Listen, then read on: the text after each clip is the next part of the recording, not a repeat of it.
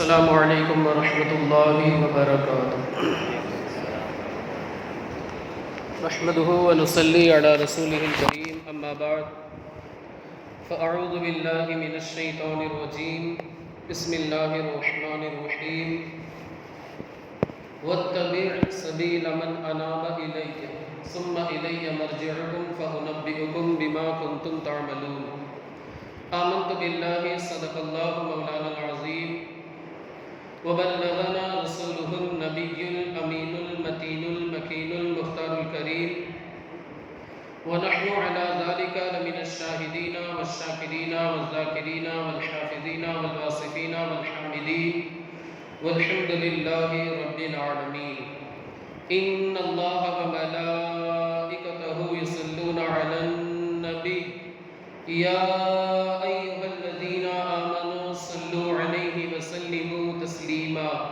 اللهم صل على سيدنا ومولانا محمد معدن الجود والكرم وآله الكرام وأصحابه العظام وابنه الكريم وبارك وسلم۔ سبحانك لا علم لنا إلا ما علمتنا إنك أنت العليم الحكيم۔ رب اشرح لي صدري ويسر لي أمري واحلل عقدة من لساني يفقهوا قولي۔ عزیزان ملت اسلامیہ، آج جمادی الآخرہ کی پہلی تاریخ ہے۔ آج ہی کے دن ہندوستان کا سب سے بڑا سنیوں کا مدرسہ، غیروں کے مدرسوں کا تو کوئی اعتبار ہی نہیں ہے، مگر اس کے باوجود ہمارے بہت سے سنی بھائی غیروں کے یہاں بھی زکوٰۃ پہنچاتے ہیں۔ یاد رکھیں، غیروں کے یہاں بد مذہب بد عقیدہ لوگوں کے یہاں زکوٰۃ بھیجنے کی بنیاد پر زکوٰۃ ادا نہیں ہوگی، اسے آپ یاد رکھیں۔ تو ہندوستان کا سب سے بڑا سنیوں کا مدرسہ، جسے الجامعۃ الاشرفیہ مبارک پور کہا جاتا ہے، اس مدرسے کے قائم کرنے والے فاؤنڈر، اس مدرسے کا سنگ بنیاد رکھنے والے، اس مدرسے کی تعمیر کرنے والی ایک عظیم شخصیت، جو کہ اللہ کے ولی ہیں، اللہ کے محبوب بندے ہیں، اللہ کے مقرب بندے ہیں، اللہ کے برگزیدہ بندے ہیں۔ آج ان کا 49واں یعنی 50 میں ایک کم 49 جسے کہا جاتا ہے، ان کے وصال کو اس دنیا سے تشریف لے جائے ہوئے ان کو تقریباً 49 سال ہو گئے۔ آج ان کا عرس مبارک ہے، آج یعنی یکم جمادی الآخرہ کو حضرت کا عرس مبارک ہے، جنہیں ہم استاذ العلماء، استاد الحفاظ، ابو الفیض جلالۃ العلم الشاہ عبد العزیز حافظ ملت محدث مراد آبادی علیہ الرحمت والرضوان کے نام سے یاد کرتے ہیں۔ بہت عظیم شخصیت، خود حضور مفتی اعظم ہند علیہ الرحمت والرضوان نے آپ کی تعریف فرمائی۔ اور آپ یاد رکھیں کہ حضور حافظ ملت نے مدرسہ تو بنایا، لیکن سنگ بنیاد کے لیے کسی اور کو نہیں، آل مصطفیٰ اور حضور مفتی اعظم ہند کو بلایا۔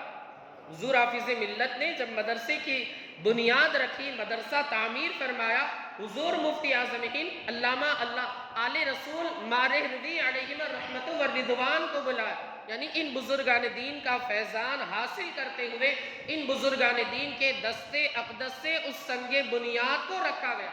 حضور تاج الشریعہ علیہ الرحمت والرضوان بھی حضور حافظ ملت علیہ الرحمت والرضوان کے تعلق سے تعریفی کلمات ارشاد فرماتے کہ اگر حافظ ملت جیسے چند لوگ مجھے مل جائے، ہندوستان میں اسلام کا بول بالا ہو جائے۔ یہ حضور تاج الشریعہ نے جن کے تعلق سے فرمایا۔ اتنی عظیم شخصیت، اللہ اکبر، یہ اتنی عظیم شخصیت کس طریقے سے بنی اور کس طریقے سے بزرگان دین ان پر ناز کیا کرتے تھے۔ یہ خود بھی بزرگ تو تھے، اللہ کے ولی تھے، لیکن ان کی شخصیت جو کس طریقے سے ابھر کر کے سامنے آئی، اس کے پیچھے راز کیا ہے؟ تو اس کے پیچھے ہم جب ان کی زندگی کا مطالعہ کیا، ان کی حیات کا مطالعہ کیا، ہم اس نتیجے پر پہنچے کہ اللہ کے رسول کے سنتوں کو مضبوطی سے تھاما کرتے تھے۔ اللہ کے رسول کی سنتوں کو چاہے سفر ہو، حضر ہو، دن ہو، رات ہو، کہیں کوئی موقع ہو، دنیا کا کوئی کونا ہو، رسول اللہ کی سنتوں کو دامن سے نہیں چھوڑا کرتے تھے، یا رسول اللہ کی سنتوں کا دامن اپنے ہاتھ سے کبھی بھی نہیں چھوڑا کرتے تھے۔ یہ عظیم شخصیت، اور ہمیں تو رسول اللہ نے کامیابی کا طریقہ ہی یہی بتایا ہے۔ خود قرآن مقدس میں اللہ رب العزت نے کامیابی کا راستہ اللہ نے قرآن میں ہمیں بتایا ہے، تو بتایا کہیں اور نہیں، کوئی اور نہیں، در مصطفیٰ کو بتایا ہے کہ اگر تمہیں کہیں جانا ہے، کامیاب ہونا ہے، کامران ہونا ہے، بامرادی کی زندگی گزارنا چاہتے ہو، تو کہیں اور نہیں جانا ہے، محمد الرسول اللہ کے دربار میں آ جاؤ، خدا بھی مل جائے گا، جنت بھی مل جائے گی، دنیا میں بھی کامیاب ہو جاؤ گے، آخرت میں بھی کامیاب ہو جاؤ گے۔ اس لیے کہ حقیقت یہ ہے، راز یہ ہے، اصل یہ ہے کہ بخدا خدا کا یہی ہے در، نہیں اور کوئی مکر جو وہاں سے ہو یہی آ کے ہو، جو یہاں نہیں تو وہاں نہیں۔ یہ اللہ رب العزت نے ہمیں راز بتایا۔ قرآن مقدس میں اللہ نے صاف لفظوں میں ارشاد فرمایا، قل ان کنتم تحبون اللہ، اے محبوب آپ ارشاد فرما، اگر تم اللہ کو دوست رکھنا چاہتے ہو، اگر تم اللہ سے محبت کرنا چاہتے ہو، اللہ کو اپنا محبوب بنانا چاہتے ہو، تو کہیں اور جانے کی ضرورت نہیں، در مصطفیٰ پر آ جاؤ، فاتبعونی، میری اتباع کرو۔ یعنی رسول اللہ کی زبانی یہ کہلوایا، اے محمد صلی اللہ علیہ وسلم، آپ اپنی امت میں اعلان فرما دے، اگر تم اللہ کو دوست رکھنا چاہتے ہو، اللہ سے محبت کا دعویٰ کرنا چاہتے ہو، اللہ کو اپنا محبوب رکھنا چاہتے ہو، کہیں اور نہیں، میری بارگاہ میں آ جاؤ، فاتبعونی یحببکم اللہ، جب مجھ سے محبت کا دعویٰ کرو گے اللہ خود تم سے محبت فرمانے لگے گا۔ اور اتنے پر بس نہیں، جب میرے محبوب سے محبت کا دعویٰ کیا ہے، جب میرے محبوب سے محبت کے دعوے دار بنے ہو، جب میرے محبوب کے دامن کو تھاما ہے، جب میرے محبوب کے در کے اوپر اپنا ماتھا ٹیکا ہے، سجدوں کہا جاتا ہے نا کہ سنگے در جانا پر کرتا ہوں جبھی سائی، سجدہ نہ سمجھ دردی، سر دیکھتا ہوں نذرانہ۔ اگر میرے محبوب کے در کے اوپر اپنا سر ٹیکا ہے تو پھر اللہ رب العزت کا یہ اعلان ہے، گھبرانے کی ضرورت نہیں، وَيَغْفِرْ لَكُمْ ذُنُوبَكُمْ، میرے محبوب سے محبت کا دعویٰ کیا ہے، میرے محبوب کی محبت کے دعوے دار بنے ہو، میرے محبوب کے در کا تم نے جب سہارا لیا ہے، وَيَغْفِرْ لَكُمْ ذُنُوبَكُمْ، اللہ کی رحمت کو جوش آ جاتا ہے، ارشاد فرماتا ہے میرے محبوب کی محبت کی بنیاد پر جاؤ میں تمہارے گناہوں کو بھی معاف فرما دوں گا۔ یہ اللہ رب العزت کی جانب سے ہمیں در مصطفیٰ کو بتایا گیا، دامن مصطفیٰ کو تھام لو، دامن مصطفیٰ کو تھام لو، کعبے کے در کے سامنے مانگی ہے یہ دعا فقط، ہاتھوں میں حشر تک رہے دامن مصطفیٰ فقط۔ انسان کعبے کے سامنے، کہا جاتا ہے نا، آپ نے پڑھا ہوگا سنا ہوگا علماء سے، کہ انسان کی جب نظر، پہلی نظر کعبہ مقدسہ کی جانب جب اٹھتی ہے، حکم یہ ہے کہ انسان جب جائے، بیسمنٹ میں کعبہ مقدسہ ہے، تو اسے آپ کو سیڑھیاں اترنی پڑے گی، تو انسان نگاہیں جو ہے اوپر اٹھا کر نہ چلے، بلکہ جائے اپنی نگاہیں نیچے رکھتے ہوئے جائے۔ کیوں؟ نگاہیں اٹھا کر چلے گا، سامنے کعبہ مقدسہ نظر آ جائے، اور کعبہ مقدسہ نظر آ جائے گا، اسی وقت تمہیں دعا کرنی ہے، لیکن ابھی نہیں، آپ کو اس وقت دعا کرنی ہے جب کعبہ مقدسہ اور آپ کے درمیان کوئی چیز آڑے نہ آئے، ورنہ مسجد حرام میں اگر تم نے نگاہیں اٹھا کر دیکھ لیا، کعبہ سامنے نظر آ جائے گا، جب کعبہ نظر آ جائے گا لیکن بیچ میں بہت سارے پیلر ہوں گے، بہت ساری دیواریں وغیرہ ہوگی، ہو سکتا ہے برابر کعبے کے سامنے تم نہ ہو، تو اسی لیے علماء فرماتے ہیں کہ نگاہوں کو نیچے رکھ کر کے جائے، جب وہ سیڑھی آئے ابھی بھی نگاہ نہیں اٹھانی، اپنا خیال رکھنا، یہ نہیں کہ ہم نگاہیں نیچے کر کے چل رہے ہیں اور ادھر سے گاڑی آئے ہم کو اڑا کے لے گئے صفائی والی، اتنا بھی مطلب ہم کو یہ نہیں رکھنا ہے، ہوش میں رہنا ہے، ہوش کو نہیں کھونا ہے۔ جب آپ سیڑھی آ جائے، یا تو اسکیلیٹر یا پھر وہ جو ماربل کی سیڑھی بنی ہوئی ہوتی ہے، اس سے آپ دادر سے نیچے اتریے، ایک اسٹیپ کر کے آرام سے، آپ جب نیچے پہنچ جائیں گے، سائیڈ میں زمزم رکھا ہوگا، زمزم آپ پی لیجئے، اس کے بعد کعبہ کی جانب دیکھیے، جو دعا کریں گے اللہ اسے شرف قبولیت سے سرفراز فرمائے گا، جو دعا کریں گے اللہ اسے قبول فرمائے گا۔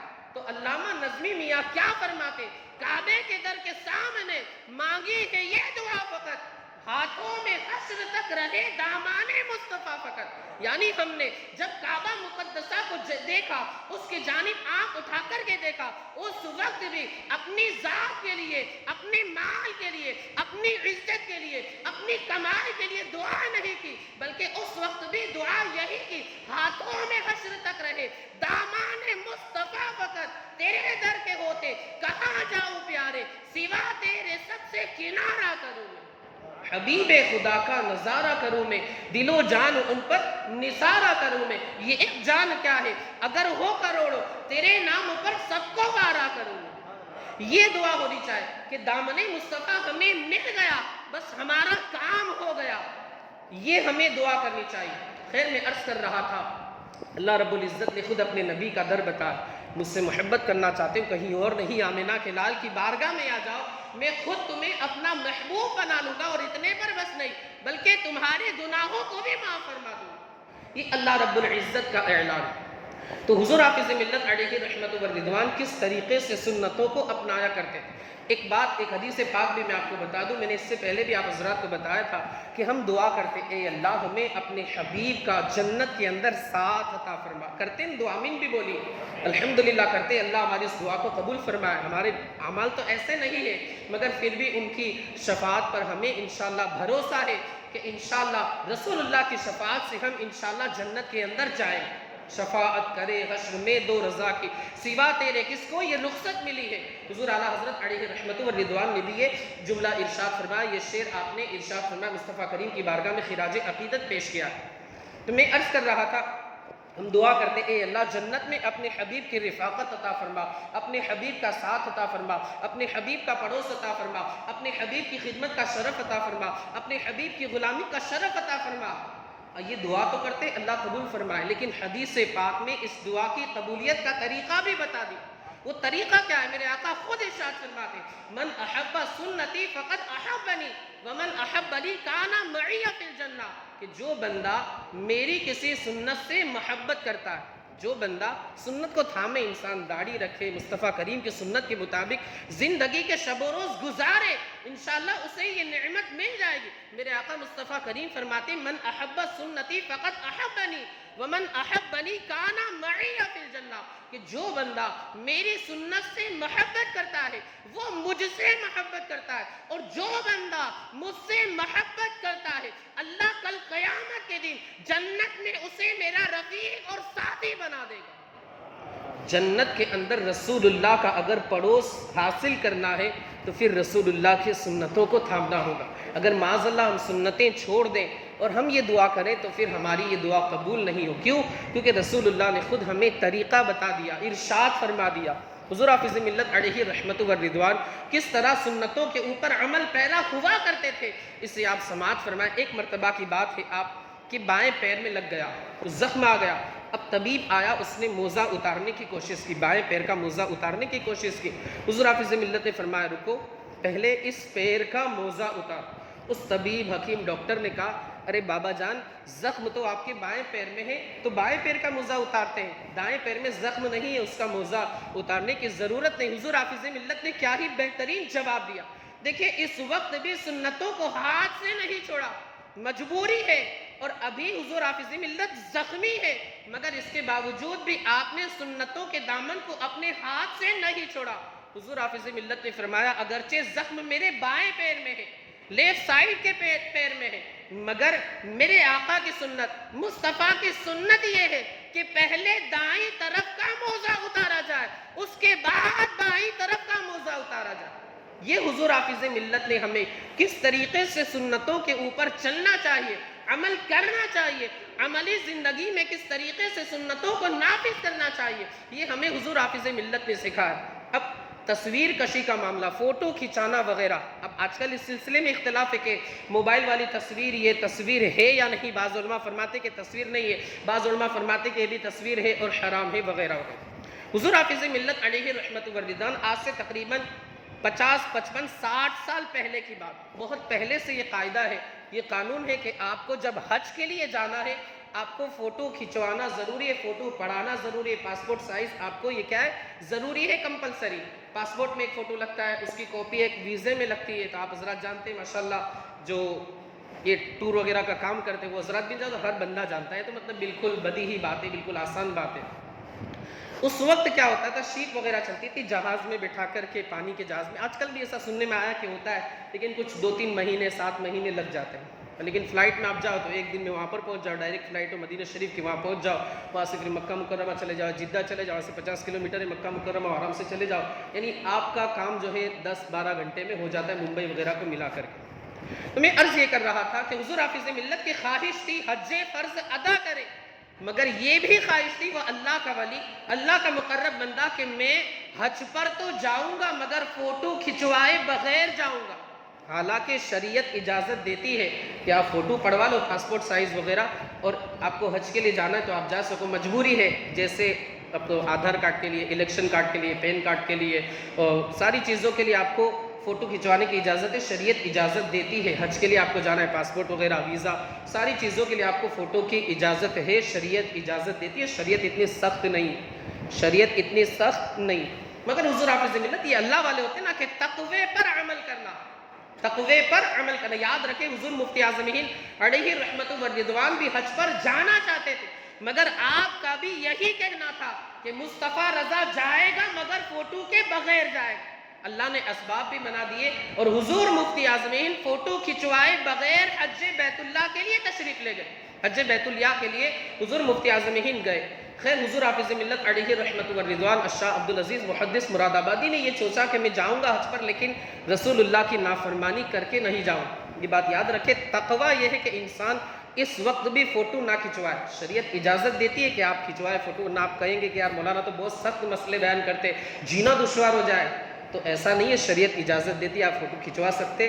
مجبوری ہے، گورنمنٹ آپ فوٹو کے بنا باہر جانے نہیں دے گی، کریمنل کام وغیرہ ہوتے تو آپ کو یہ ساری چیزیں کمپلسری نیسیسری، اس کے بغیر آپ کا کام نہیں چلے. مگر انسان اگر اس لیول کا ہو، اللہ کا مقبول بندہ بن جائے، اللہ کا محبوب بندہ ہو جائے، وہ کرامت کے ذریعے بغیر فوٹو کے بھی حج پر جایا کرتا ہے. یہ اللہ کا مقبول بندہ. ہم تو اس درجے تک پہنچے نہیں، یا اللہ والوں کے قدم کی جو دھول ہے اس کے کروڑویں حصے کے برابر بھی نہیں. تقوی کے اس لیول پر تو ہم پہنچے ہی نہیں. ہمارے لیے شریعت کی جانب سے رخصت ہے کہ ہم فوٹو کھنچوا سکتے. اب حضور حافظ ملت علیہ رحمت و رضوان کی طرف سے تقریباً یہ 1970 کی بات ہے، 1970 کے آس پاس کی بات، 1970 اندرا گاندھی کو درخواست دی گئی، ایک اپلیکیشن دیا گیا، ایک درخواست دی گئی. اپلیکیشن تو نہیں، ایک درخواست وغیرہ دی گئی لکھ کر کے لیٹر، کہ ہمارے ایک بزرگ ہیں بہت متقی پرہیزگار ہیں، وہ حج کے لیے جانا چاہتے ہیں، ان پر حج فرض ہو چکا ہے، مگر ان کا یہ کہنا ہے وہ تقوی چونکہ اختیار کرتے، تقوی کے پیکر ہیں، مگر ان کی یہ شرط ہے کہ جائیں گے تو فوٹو کھنچوائے بنا ہی جائیں. ماشاءاللہ دیکھیے اللہ والے جو ہوتے ہیں نا، ان کے دل سے صدا نکلتی ہے، ایک سچی خواہش ہوتی ہے، تمنا ہوتی ہے. دکھاوا، ریاکاری، لوگ کیا کہیں گے، لوگ یہ کہیں گے کہ ماشاءاللہ دیکھو اتنے بڑے آدمی تقوی اختیار کرتے ہیں. ریاکاری، دکھاوا نہیں تھا، اللہ والے تھے. اخلاص سے یہ کوشش کی گئی تھی، حکومت کو بھی جھکنا پڑا. اندرا گاندھی کی جانب سے اجازت مل گئی کہ فوٹو کے بغیر انہیں ہماری جانب سے حج کی اجازت ہے. اس وقت اندرا گاندھی کی حکومت تھی. چلو اجازت مل گئی، اب تیاری ہونے لگی، قافلے کی شکل میں لوگ نکل بھی گئے حضور حافظ ملت کا استقبال کرتے ہوئے. مگر یاد رکھیے بد مذہب، بد عقیدہ یہ کبھی کسی کے نہیں ہوئے، یہ یہودیوں سے بھی خطرناک ہے. اب یاد رکھیں، شاید آپ نے سنا ہوگا، نیوز میں دیکھا ہوگا، الیکٹرانک میڈیا، پرنٹ میڈیا، یہ ساری چیزیں آپ حضرات دیکھتے رہتے ہیں. ابھی جو یمن میں حوثی کر کے گروپ ہے، باقاعدہ وہاں کی ایک فوج ہے، تو وہ جتنے بھی بحری جہاز، شپ وغیرہ آ رہی ہے اسرائیل کی مدد کے لیے ہتھیار وغیرہ سے بھر کر کے، یمن اس کو روک رہا ہے، بلکہ اٹیک کر کے اگر وہ لوگ سامنے والے سب کو سپرد کر سرنڈر کر دیتے تو کوئی مسئلہ نہیں، لیکن اگر وہ لوگ جنگ کی کوشش کرتے تو یمن بھی جنگ کی تیاری کر کے ان کا جو شپ ہے، جہاز ہے، اس کو ڈسٹروائے کر دیتا ہے، تباہ کر دیتا ہے، ختم کر دیتا ہے. جنگ وغیرہ ہوتی تو اس میں یہ ہوتا ہے. ابھی اتفاق سے کل میں نے ایک نیوز دیکھی کہ ایک جہاز کو روکا گیا، ایک شپ کو روکا گیا، اس کو پکڑا گیا، ان لوگوں نے سرنڈر کر دیا جو جہاز والے. اب جب اس کا جائزہ لیا گیا، اس شپ کے اندر پورے کے پورے ہتھیار بھرے ہوئے، پورے شپ کے اندر، پورے جہاز کے اندر کیا تھے؟ ہتھیار بھرے ہوئے تھے. اور جب اس کے اوپر دیکھا کہ یہ جہاز کہاں کا ہے، یہ شپ کہاں کی، تو اس پر لکھا ہوا تھا مملکت السعود العربیہ. کیا لکھا ہوا تھا؟ مملکت السعود العربیہ، یعنی یہ سعودی عربیہ کی جانب سے یہ ہتھیار فلسطینی مسلمان بھائیوں کو شہید کرنے کے لیے بھیجے گئے. آپ دیکھیں یہ نجدی حکومت جس کے پیچھے ہمارے سنی بھائی جب عمرے کے لیے جاتے ہیں، حج کے لیے، ارے کیا کوئی مسئلہ نہیں، حرم میں سب چلتا ہے، ہم تو ان کے پیچھے نماز پڑھتے، ہم تو ان کے پیچھے جمعہ پڑھتے۔ یاد رکھے، کوئی بندہ کعبے کا امام بھی بن جائے تو بھی ایمان اگر نہیں ہے تو وہ مسلمان نہیں، مصطفیٰ کی محبت اگر نہیں ہے وہ مسلمان ہو ہی نہیں سکتا۔ ابھی آپ نے 2-4 ہفتے پہلے پڑھا ہوگا کہ ایک شیخ الحدیث بنا ہوا تھا، ایک مسجد کا امام بنا ہوا تھا، جب اس کو پکڑا گیا، تحقیق وغیرہ کی گئی تو یہودیوں کا ایجنٹ نکلا وہ۔ تو ایسے لوگ وہاں پر بیٹھے ہوئے۔ خیر میں عرض کر رہا تھا کہ یہ جو نجدی حکومت وغیرہ وہ تو خیر الگ بات ہے، لیکن حضور حافظ ملت علیہ رحمت و رضوان کے سفر میں جانے کی تیاریاں شروع ہونے لگیں۔ اب یہ جو دیوبندی وغیرہ اس وقت کے تھے، بد مذہب بد عقیدہ، یہودیوں سے بھی خراب رہتے یہ لوگ، یاد رکھے آپ، کیونکہ ان کا دل ایمان سے خالی، مصطفیٰ کی محبت سے خالی۔ ان لوگوں نے بھی کہا ہمارے بھی ایک بزرگ ہیں، حالانکہ کوئی ان لوگوں کا تو ایمان کا کوئی اعتبار نہیں، اگر دکھاوا کہ سنیوں کے بزرگ جا رہے ہیں تو ہمارے بھی جانے چاہیے۔ ان لوگوں نے بھی درخواست دی، ان لوگوں نے بھی ایک لیٹر لکھ کر کے دیا کہ ہمارے بھی ایک بزرگ ہیں، وہ فوٹو کے بغیر جانا چاہتے ہیں۔